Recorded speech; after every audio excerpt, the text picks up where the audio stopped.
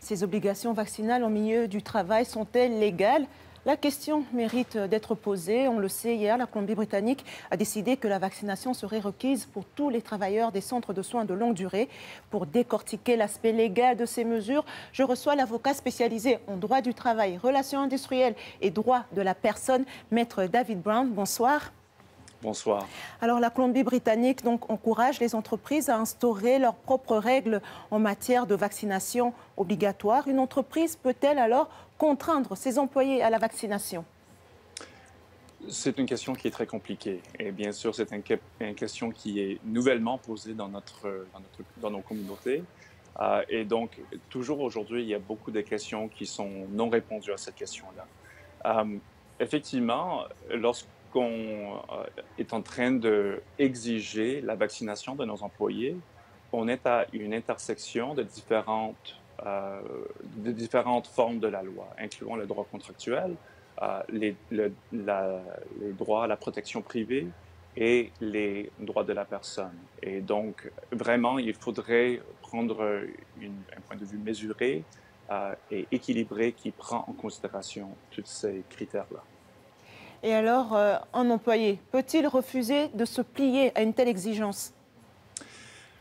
Oui, effectivement, en Colombie-Britannique,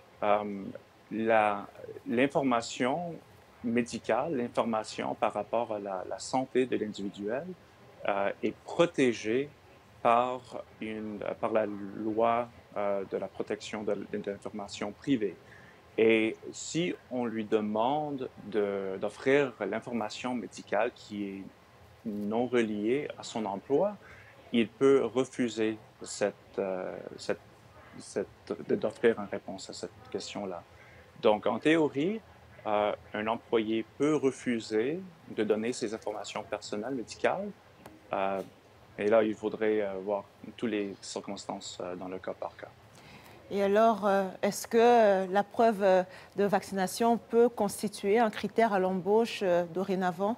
J'aurais beaucoup de misère avec ça parce que, comme je viens tout juste de dire avec les employés, euh, l'information médicale est très personnelle et les circonstances qu'on peut demander cette information-là est très rare. Les mêmes considérations vont s'appliquer aussi avec des nouvelles employés qui vont être embauchés avec une compagnie. Il faudrait que l'entreprise ait un raisonnement très spécifique et très bien entendu avant qu'on peut exiger que quelqu'un donne ses informations médicales privées comme ça. Maître Brown, donc vous êtes avocat spécialisé en droit du travail. Et alors, on se demande, tant du côté de l'employeur que du salarié, quel recours est-il possible, surtout quand on sait qu'il n'y a pas de législation provinciale encore en la matière? Hmm. Comme j'ai dit au tout début, cette partie de la loi est en évolution en ce moment. Depuis COVID a commencé, on a plein de questions très importantes comme celle-ci. On n'a pas toutes les réponses.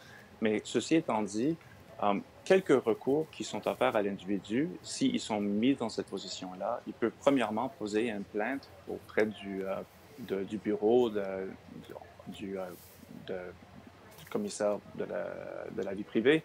Je sais que j'ai mal expliqué en français, je m'excuse, mais aussi le tribunal des droits de la personne. Et s'il y a un congédiement, ça se peut aussi qu'ils peuvent avancer une plainte pour un congédiement sans cause devant la Cour suprême de la Colombie-Britannique.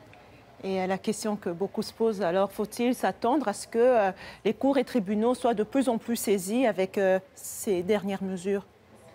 D'après moi, c'est certain que dans les prochains mois, les cours vont être obligés, les tribunaux vont être obligés de répondre à cette question pour donner la clarification à la population canadienne de leurs droits.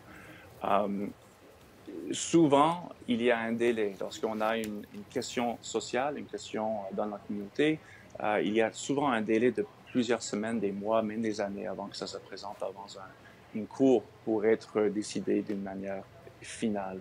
Et on a vu ça avec les congédiements et les licenciements par rapport au COVID-19 au tout début. Maintenant, on commence à avoir des réponses.